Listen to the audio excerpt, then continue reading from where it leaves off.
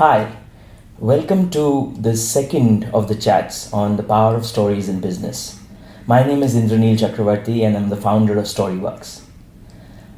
First, let me begin by thanking everyone who saw the first video and sent me a lot of words of encouragement. And thank you for everyone who decided to join this journey of business storytelling. Let me start by asking you to imagine a situation. Imagine that you are sitting in a very important meeting, and as it starts, someone says, "Let me tell you a story." Tell me, what is the first thing that would go through your head? If you're like 90% of the senior leaders that have sort of gone through my programs and have learned story skills, then the words that pop into your head will probably be, "What a waste of time. Who invited this idiot into this meeting? He must not have prepared for this." And if it is in Bombay, the word time pass would surely come. If you're only like 10% of the leaders that I've worked with, you probably say, "I'm sure he has a point. I think it'll be relevant. Maybe it's interesting." And that is the battle we need to fight when we want to introduce stories in business. And so the first thing I want to talk to you about is the definition that I use for stories in all the work I do, in the consulting work, in the training work. And my definition is, story is a fact. What we were going to do is wrap it in context and deliver it with emotion. Can stories be imaginary? Of course they can be, but not in the work I do. Can stories be made up? Yes, they can, but not in the work I do. Can stories be mythology? Yes, it can, but not in the work I do. In the work I do, story is a fact. What we will do is wrap it in context and deliver with emotion. So in today's chat, I want to cover two things. One is I want to dispel the notion that many of you have that you're not natural storytellers. And two is to start laying the foundations as to why stories are important in business. So let's start with the first, the belief that we're all left-brain and we are not natural born storytellers. So let me ask you, what did you do when the last time you came back for a vacation? Did you zip your lips and just quietly go back to work and not talk to anybody about your experience? No, you shared your experience. But since you're not a storyteller, then I guess you did it by making a PowerPoint presentation saying these are the 5 things that really worked in the holiday and these are the 4 things you should avoid if you're going to Greece. No? You told stories. Think of the last time you went out for a corporate dinner or went with your colleagues to a bar. Did you just send text messages to each other or emails or make PowerPoint presentations? No. You told stories. Yeah. You didn't say these are the 5 things I like about my boss and these are the 20 things that I really dislike. No, you told stories. We are all instinctively and we are all sort of born storytellers. Jonathan Gotzell had said very nicely that we as a species are addicted to stories. Even when our body goes to sleep, our mind stays up all night telling itself stories. We are all storytellers. So the second is, let's start with laying the foundations of why stories are so important in business. And I hope to look at angles that you might not have thought of before. And the first thing I'd say is stories inspire action. Now you'd say, of course I know that. I've heard that before and I believe in it. But I don't think I'm thinking of the same things that you are thinking.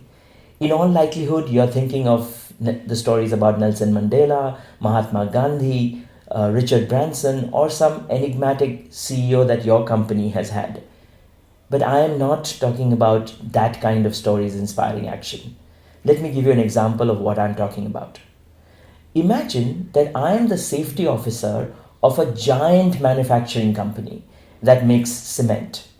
And I've just walked into an annual meeting, the annual review meeting, and you are the management committee. And I come in and this is what I say. Ladies and gentlemen, we've had a bad year. We've lost a lot of people and we've had the safety record really go downhill. In the fatalities, our number of fatalities have gone up by 33%. We've lost 8 people. while our non-fatalities major, which is limb losses, etc., has gone down by 14 people, it's still 12 people. And our minor non-fatalities and near misses have shot through the roof. And really, this can't go on. We are not only having the record of one of the worst records in our industry, but across industries. And I have come to you repeatedly across quarters and telling you about the plans I have and what I'm going to do, but nothing seems to have worked. So I've looked across the world and I've found this small boutique agency in Paris, just two people. And I know that, I've found out that they've worked with several industries across the world, including some of our competitors, and dramatically changed the safety record. And they are very confident that if they work with us for 2 years, they can bring our safety levels to international standards. So my request to you today is to approve a project where they will work with us for 2 years and really get us to world standards. And the cost of the project is going to be $500,000. Now you as the management committee, tell me, what would be your decision? Would you say, yes, here's the check? Would you say, I think we need more analysis? We need to know whether it's happening in some part of the country. Is it happening more in the morning shift or the night shift? Is it happening in some specific part of the plant? And ask me to come back next quarter with more analysis before you take the decision. Or third, is a sack him. Yeah. After all, it's his job to get the safety up, and he hasn't. Yeah. What would be your decision?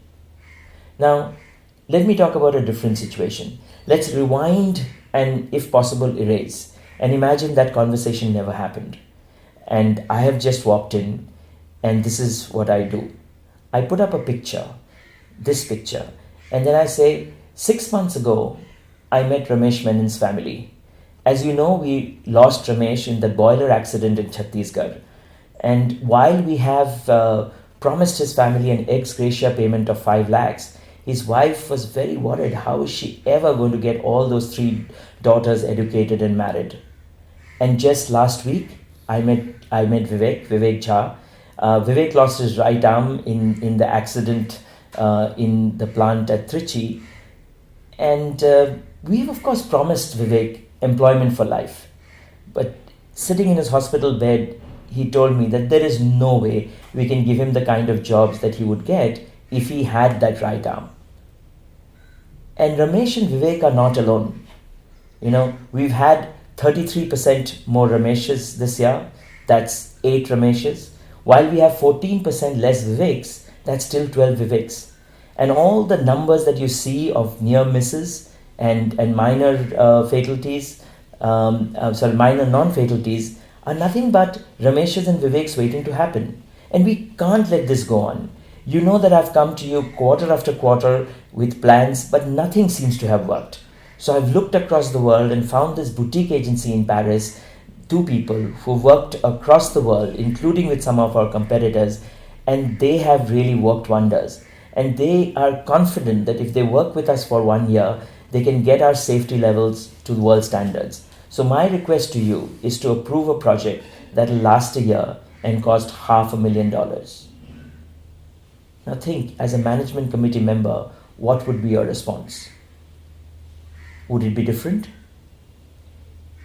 Over 550 people that have gone through the program have all said that the response would be different.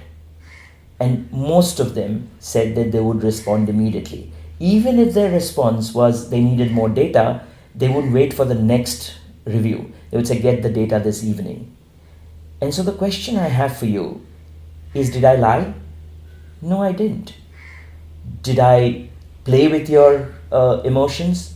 Not really. I brought context. And finally, my question, did I do something that people can't normally do in the boardroom? Of course not.